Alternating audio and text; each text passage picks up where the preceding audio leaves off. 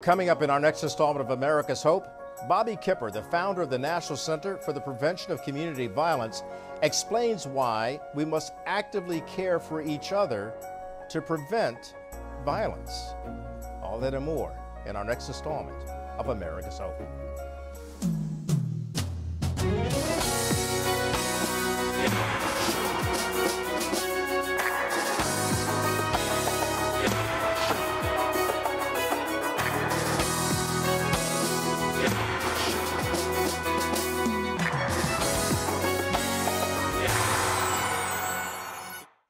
Good evening, I'm Kelly Wright, and this is America's Hope. You know, all this week we've been focusing on community violence prevention. It's an important topic to consider, and it isn't discussed enough in the mainstream media. You see, violence is a process, not an event. And disrupting that process of violence through community programs, training, and technology, it's very important to note how we do it. Following evidence-based programs interrupting the process of violence in schools and communities across the nation is what we need to do. And the National Center for the Prevention of Community Violence actually works to promote collaboration in developing effective strategies and solutions that can help us prevent violence.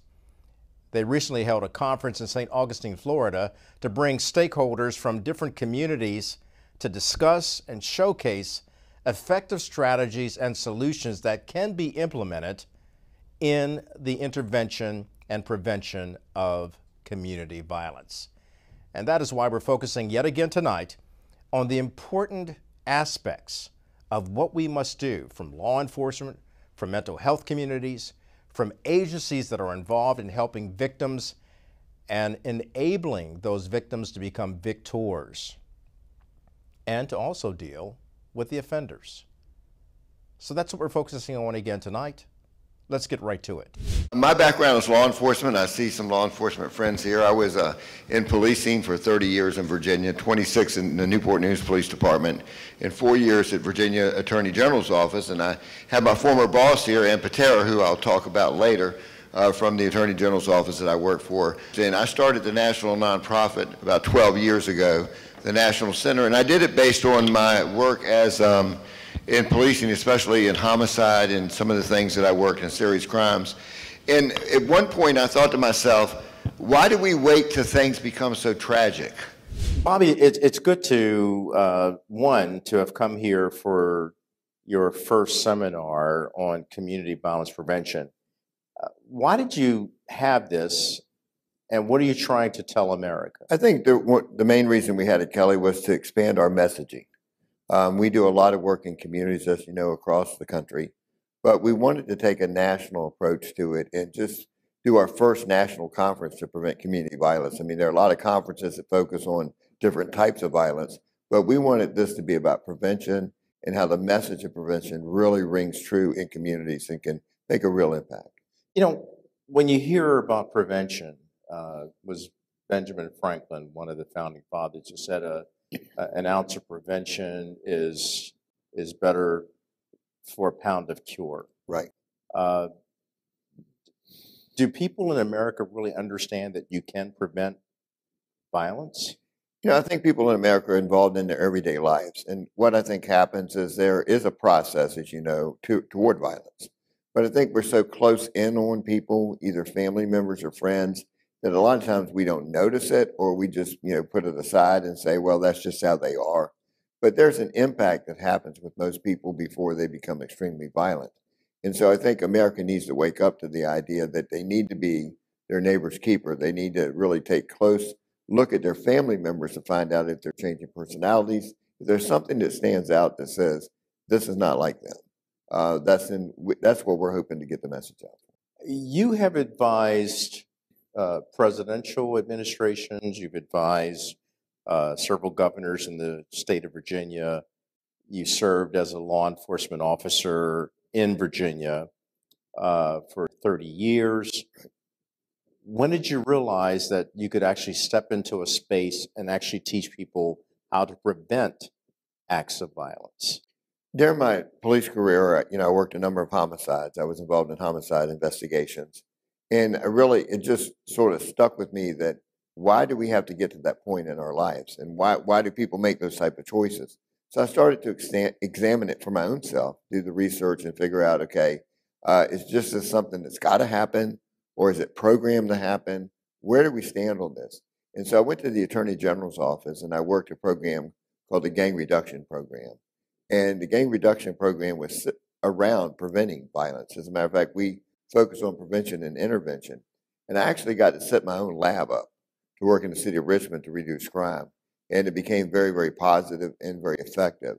And so based on that, I thought, okay, if we did this with this amount of money from the government, what could we do in other communities by bringing the same strategies, the same ideas and ideals in training and in application? We can make a real dent in violence in America. And I still, even at my age now, after all these years, still truly believe that. And to be fair, when you did that, that was not an easy task to do because It was not. You were in Richmond, Virginia, which at the time was one of the top 5 crime-ridden cities in the nation. It was number 5, yes, sir. And so you worked with Ann Patera, who was with the Attorney General's office. Yes, she was my direct supervisor or boss at the time. And you go to her and you say, look, I want to do this. I think we can cut down gang violence. And how much did you reduce the crime rate?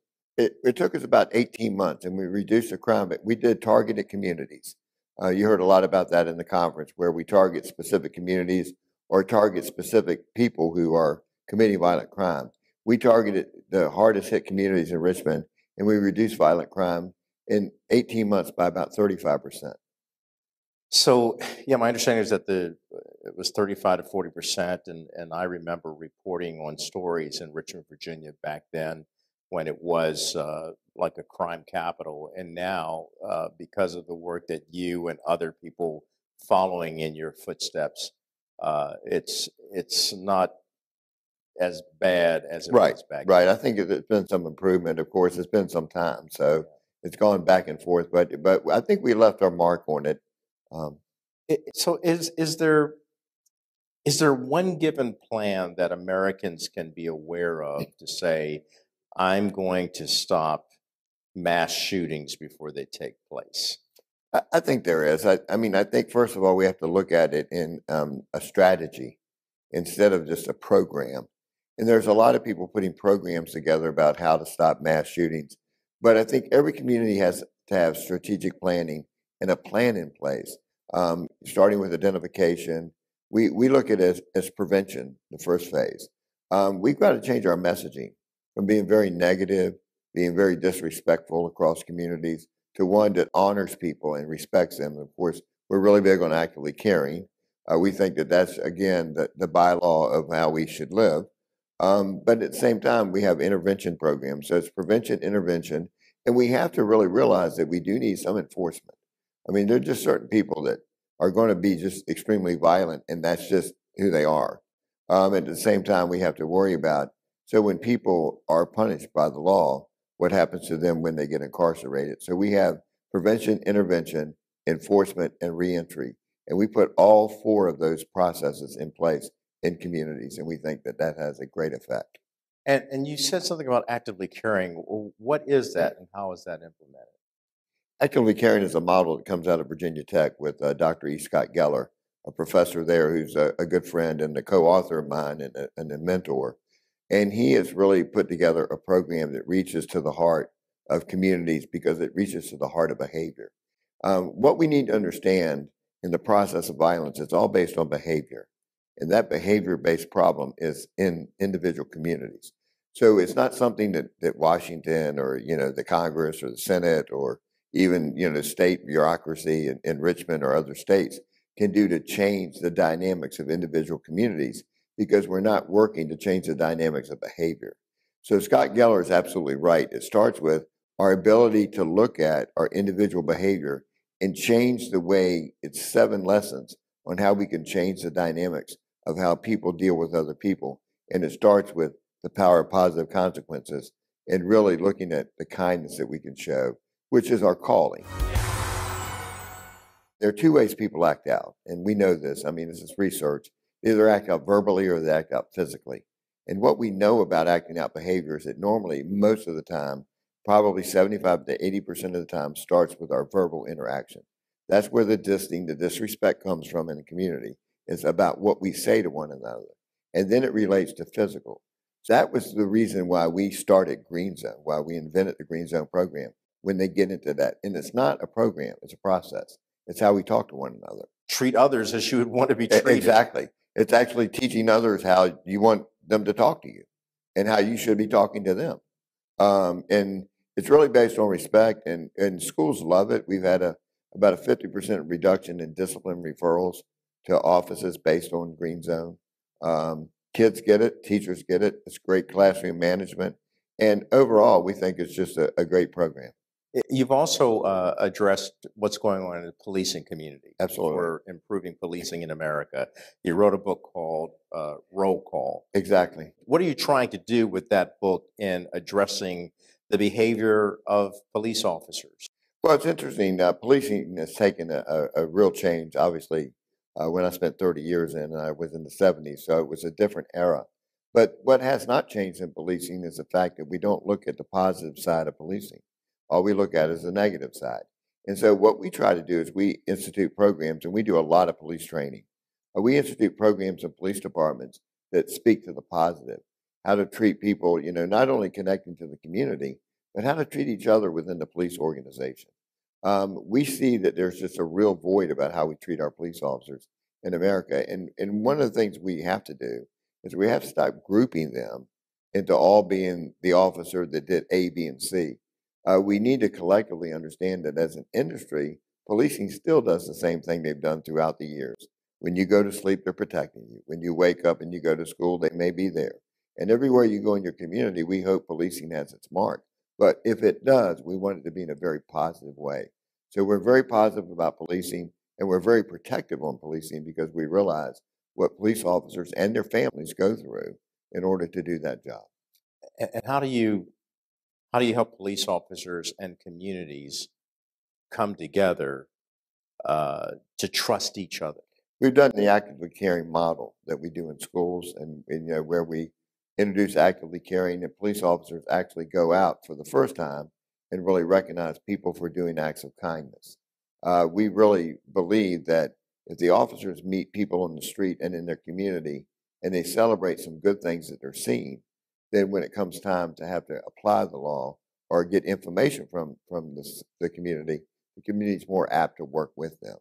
And so it's about building relationships, and that's really not changed over the years. But what's changed is our direction of how the noise and the government interaction puts it in different direction. I mean, you have one administration that may want to be all community policing, another one comes in and wants to be very enforcement minded. It's very difficult for police leaders to bridge that gap. I mean, where do you go? And so we do a lot of leadership training for police chiefs, and we just tell them, look, your deal is your community. You need to pay attention to your community. So help me with this. I've talked to some police officers in the wake of George Floyd, Breonna Taylor, and things that they've gone through, and bad shoots that take place, or the appearance of it. And a lot of this, unfortunately, happens to people of color.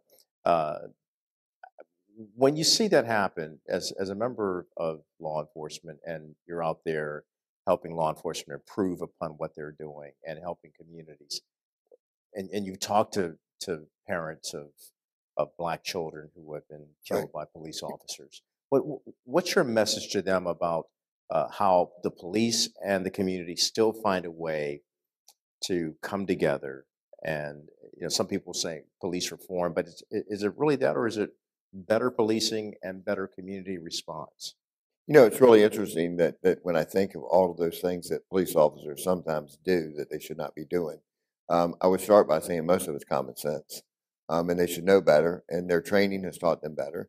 However, the mass, as I want to stick with the mass do what they're supposed to do. But in order to prove that communication with citizens, I think one thing we have to do is we have to get back to the fact where we treat each other as equals. And I don't think we do that. And I always go back. I do a lot of training for new police officers. And I always recite that line, as I've told you in the Constitution. And it starts out, we hold these truths to be self-evident. And I make police officers tell me what self-evident means. And it rings a bell with them, because what I say to them is, what it means is, you ought to understand this. This should not be difficult. You know, police work is a people business, and it's all about people. And police officers do not get called when things are going well. So you're dealing with people, and you're not only dealing with people, but you're dealing with people in crisis. And if you're not prepared to have the mindset that those people need your help before you get there, then you're probably in the wrong business. It's a helping profession. You're not therapists, you're not counselors, but then again, when you get called to a house, you really are. So you have to do all the things that you can do to communicate on a person-to-person level, regardless of color, regardless of gender, because, you know, we all are created equal, and we all have our same rights. And the right to due process, to be free of fear and violence in communities, is the #1 role of government in our society. Bobby, with all that you've been doing, and it will likely continue, at your conference you had Carlton Moore of the Department of Justice, who spoke about the fact that he was asked a question by someone: how do we change the world? Do you believe that the world can be changed by people who are wearing the uniform as a police officer, and how can they help change the world?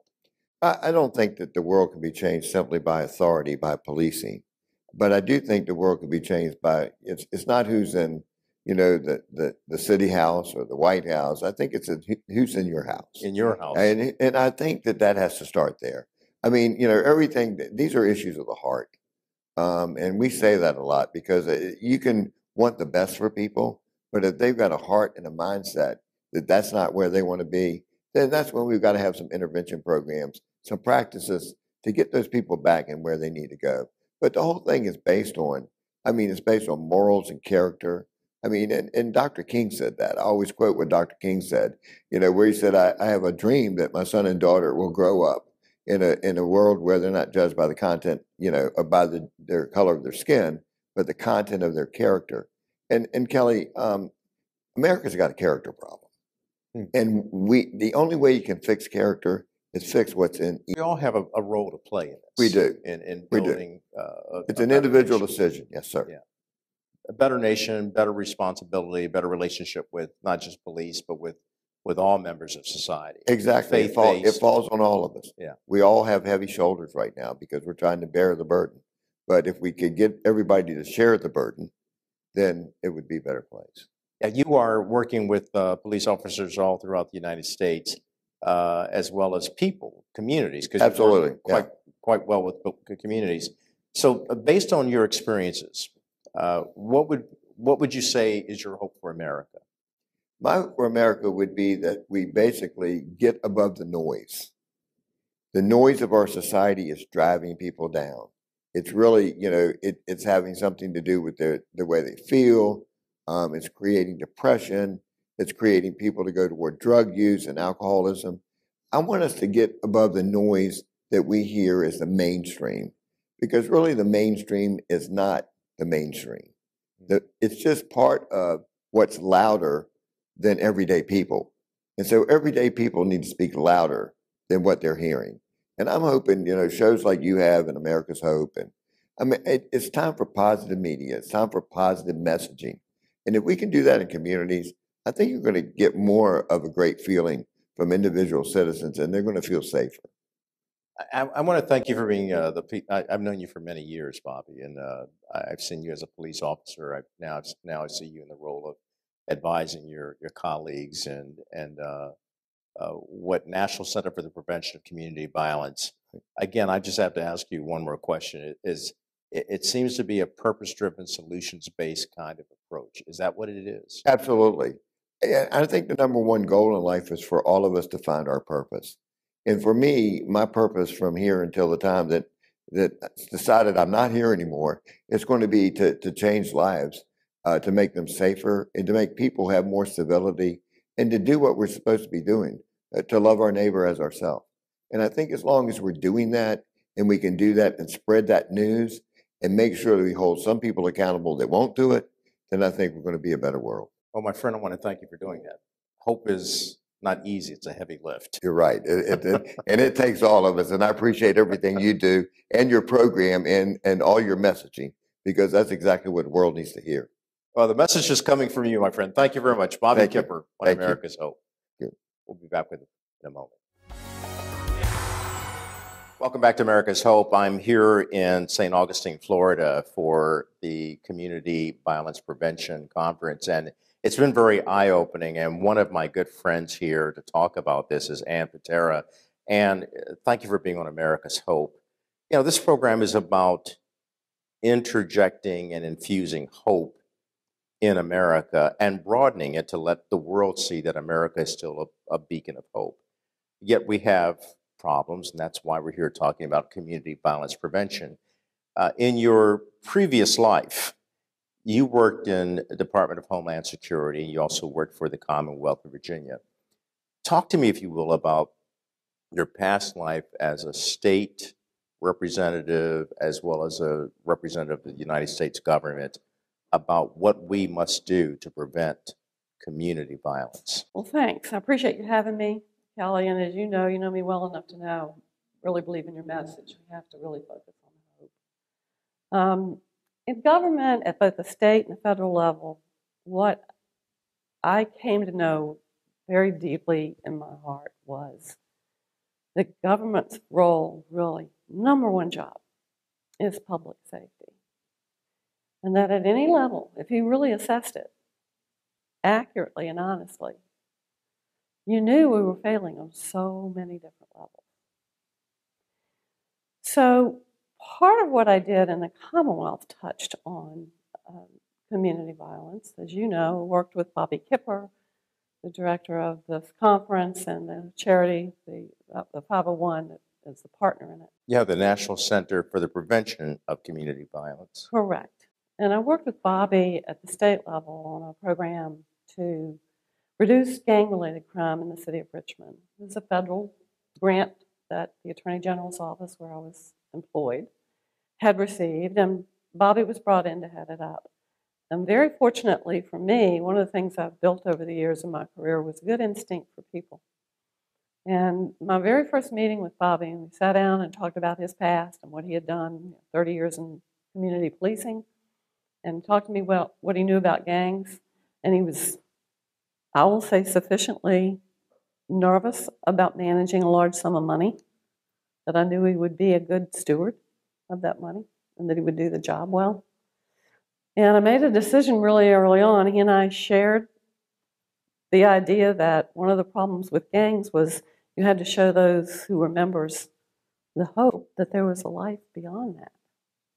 Because for many of them, the gang was the only real life as a young adult that they'd ever seen in their community that was an organization, something they could feel a part of. So many of these young men, and it was mostly young men, not completely, but so many of them came from a fatherless home, might have been taken to church by a grandmother a few times, but they didn't have a faith foundation, and the gang offered them a sense of belonging, some sense of self, certainly not the sense of self he wanted them to have.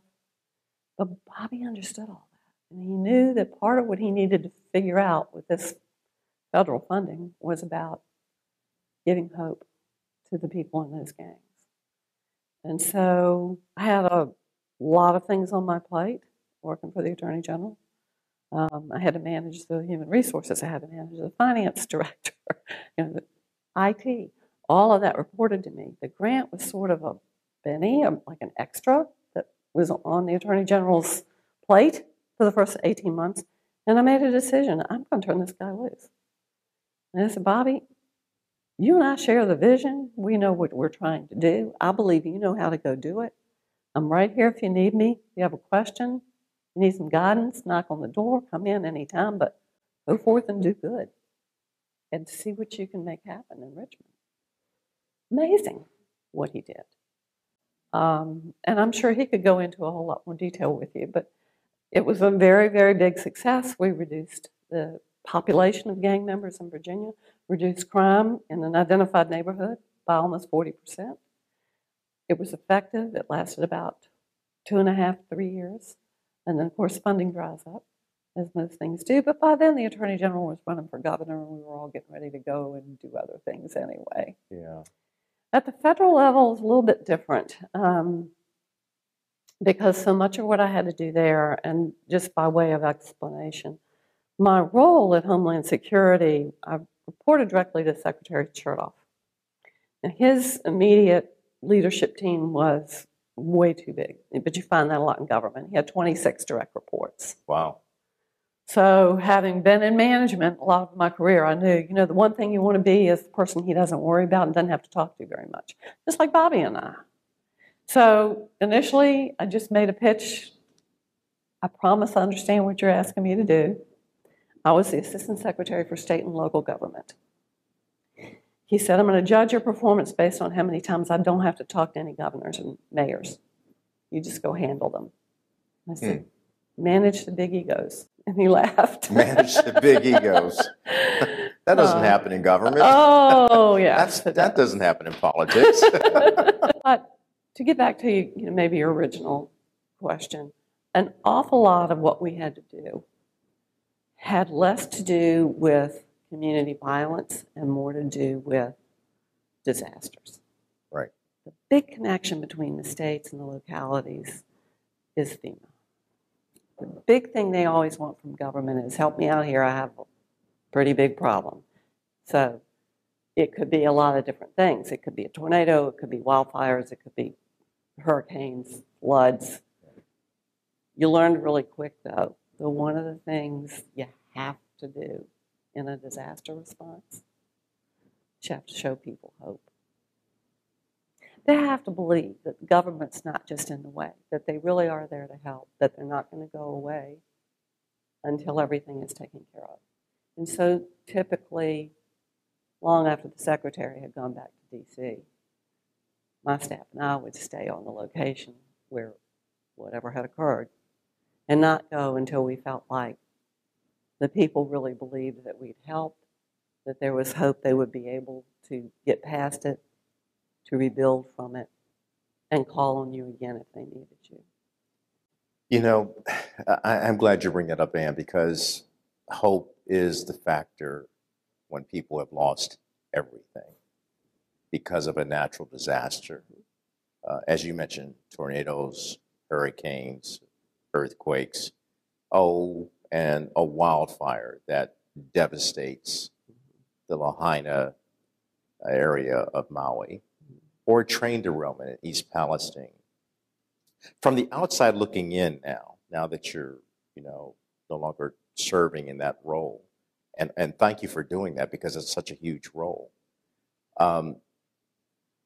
Has our Department of Homeland Security done an effective job, along with FEMA, in dealing with the people in East Palestine, Ohio, Lahaina, Maui, Hawaii, and other hot spots that we've seen where wildfires and tornadoes and hurricanes have impacted communities? I don't give grades, but what I would say is an awful lot of good has been done. An awful lot of very committed, long-serving government employees in each of those agencies have worked really hard to do what they need to do and to respond as well. And you and I have had this chat before. I don't think media always does a really good job of explaining that or showing that. They like to show what doesn't go well. I mean, do I wish the president had gotten to Lahaina quicker? Of course I do. Do I wish the president had already been to Palestine, Ohio? Of course I do. But that should be a one-day story. Or maybe come back a month later and say, are you still going? But in between, can you go and talk about the money that was spent, the cleanup that was done, the work that's ongoing to determine if it's safe in Palestine for the people to return? There's so much that goes on behind the scenes that doesn't ever really get the recognition or even just the reporting so that people know. We work too hard in media these days to focus on the negative, and that does rob people of hope. And then it does concern people of, what if that happens to me? Right. How am I going to feel about it? And let's be honest. I'm glad you brought in the media. The media is only there for a moment, and when the media pulls away, the attention on the needs that those community members have because of the disaster that has hit their area, that's no longer a focus. Right. So when the media is gone, your people are still there on the ground.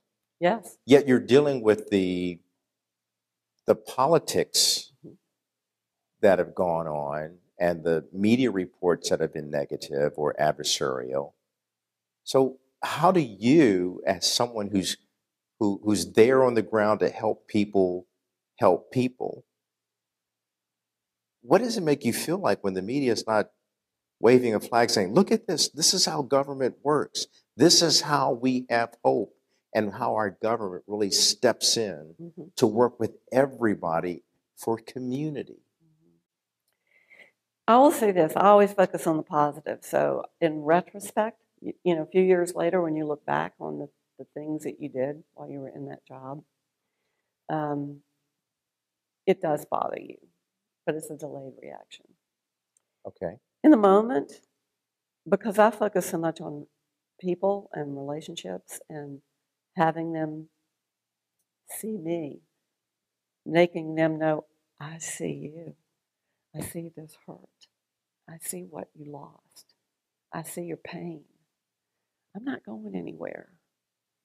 When I would leave a scene after days or weeks sometimes, everybody there knew me, knew who I was, knew how to find me, had my cell phone number, had my chief's cell phone number, and they knew that I wasn't abandoning them, that the relationship would continue as long as the need continued.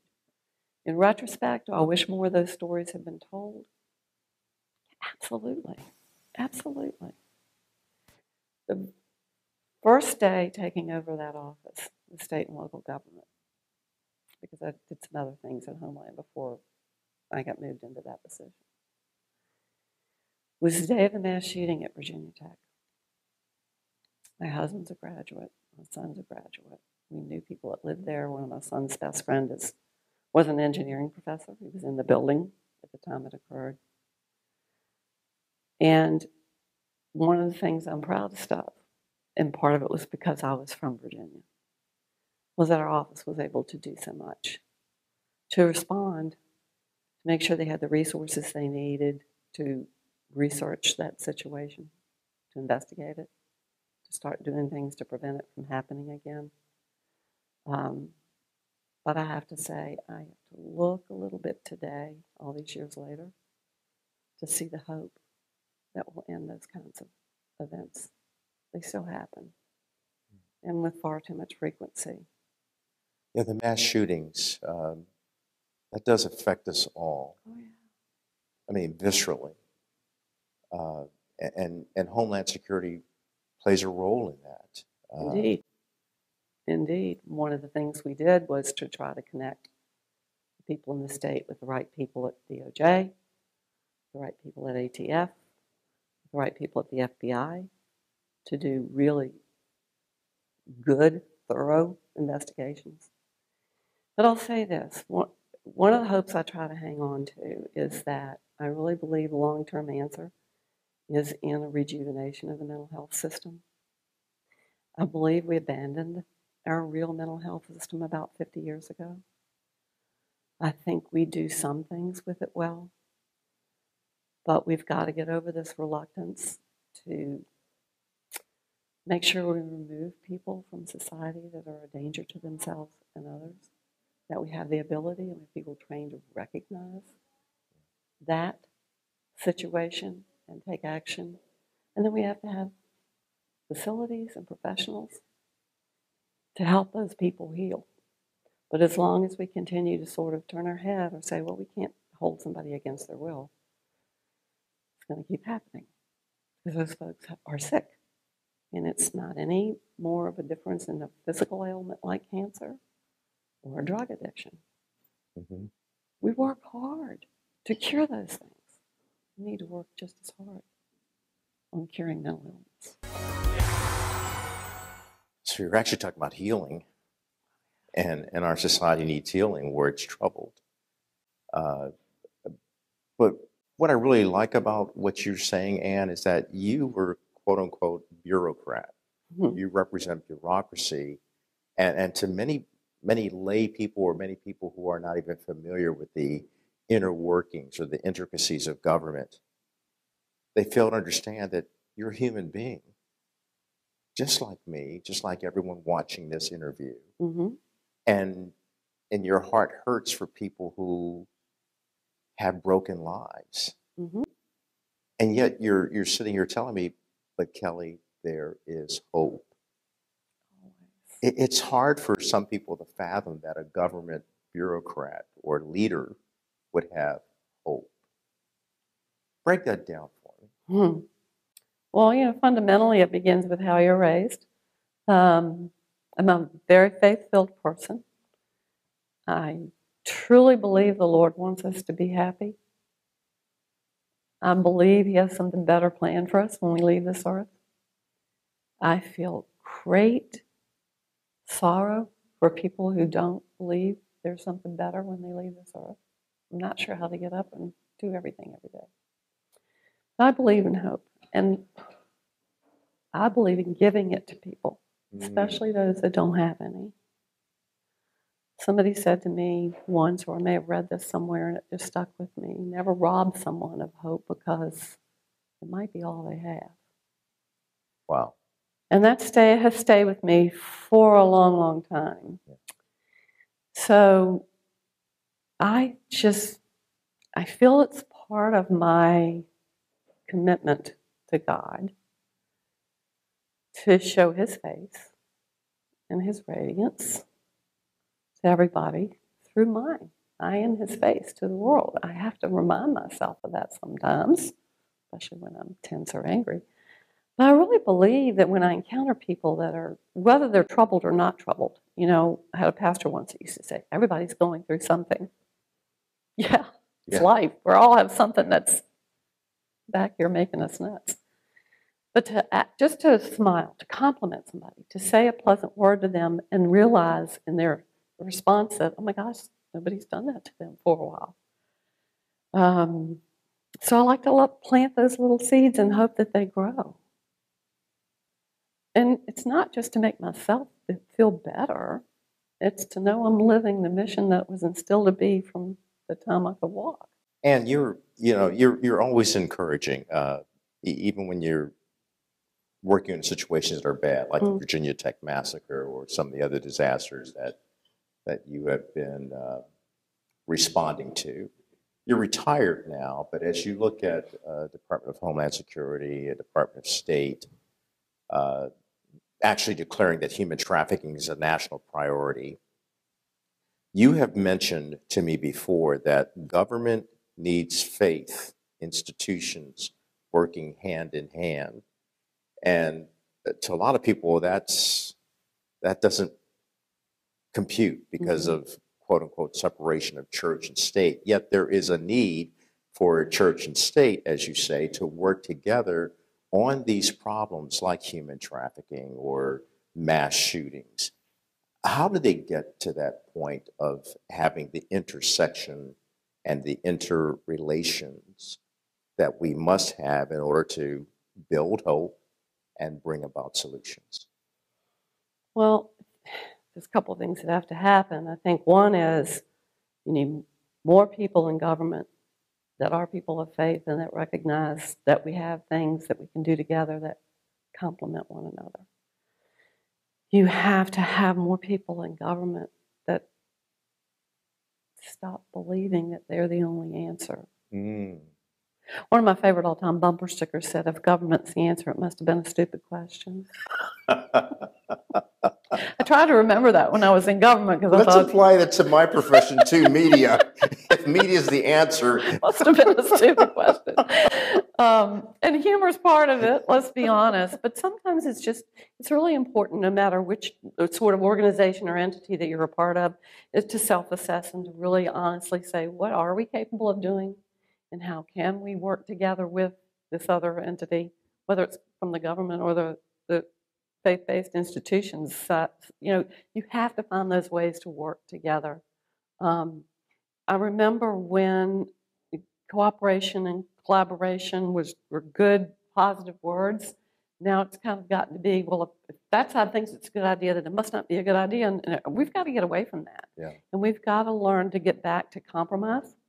I remember when that happened a lot in Congress. I remember when they worked across the aisles. But I've also seen faith-based institutions work with government for good. And I see it now, and I think you know this. I do a lot of volunteer work in my early retirement because I don't want to stop. I find little ways to make a difference in the world. I still want to do that and spread a little hope. And one of the organizations I volunteer for is faith-based, but we're helping young moms with children and economic needs. Many of them are in broken marriage. Many of them have run from an abusive situation. And the church provides a lot of help to us for that. But we're now breaking into relationships with government entities. We're seeing a lot of refugees. I mean, we all know how many thousands of them have come into this country. They're in every state in the union, whether it's somebody deliberately put them on a bus to get there or not. They find their way to where they know someone, have a connection. So now we're appealing and trying to start some good collaboration and state and local government to provide them the resources they need. Whether it's an immigration attorney, somebody to help them get legal residency, someone to actually help them or coach them through the 7 or 8 or 10 years it might take before their immigration hearing, but make them understand the importance of tracking that, and then when it finally comes to a hearing that they have to be there.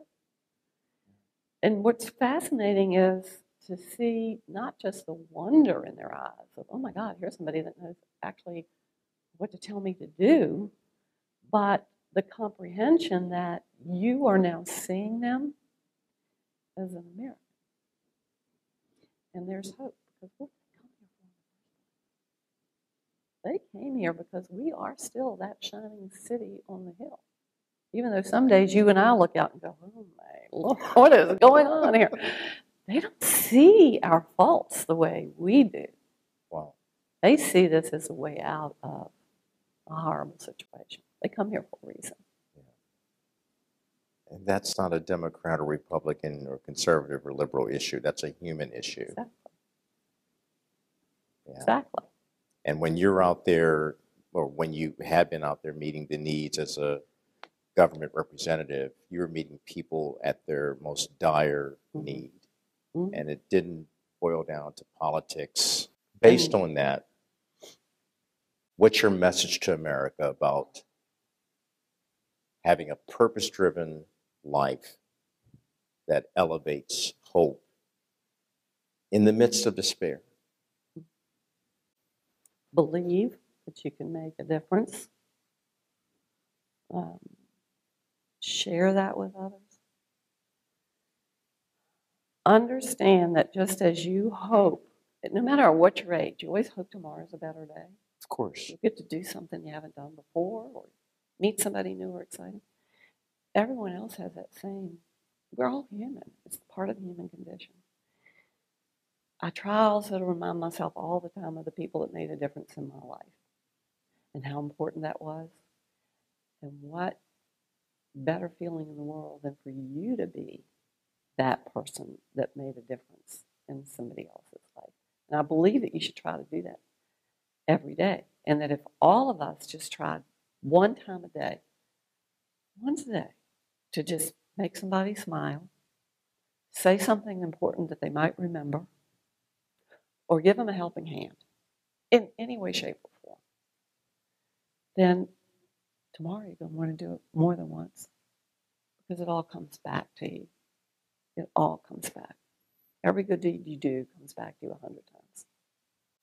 And you made me smile. Good. That's good government. That's good leadership. That's good servant leadership. Well, thank you. I appreciate it. And welcome back to America's Hope. My final word, I'll leave you with this thought as I indicated at the top of the show. Violence is a process, not an event. And to disrupt that process of violence through community programs, we must provide training and technology and evidence-based programs that will interrupt the process of violence right where it starts, in the heart of the minds of the people who carry it out. That means providing mental health. It also means making sure that our schools and communities are protected by people who actively care for each other, for the police, for the citizens, all hands on deck to stop the spread of violence across this nation. It's a top-down and bottom-up approach. And our government leaders, our faith leaders, our community leaders, and our law enforcement leaders must all work together, collaborating with one thought in mind: to learn how to develop effective strategies and solutions and then implement them. So wherever you are in your community, be a leader, step out, help those in need, and spread knowledge and love and freedom and peace, and also a tough law that says to the offender, if you violate law, you will be punished and prosecuted. That's the bottom line. Keep spreading hope, America. Good night. My America. We agree to disagree, but still live in harmony because we are a family. God bless your America and my America.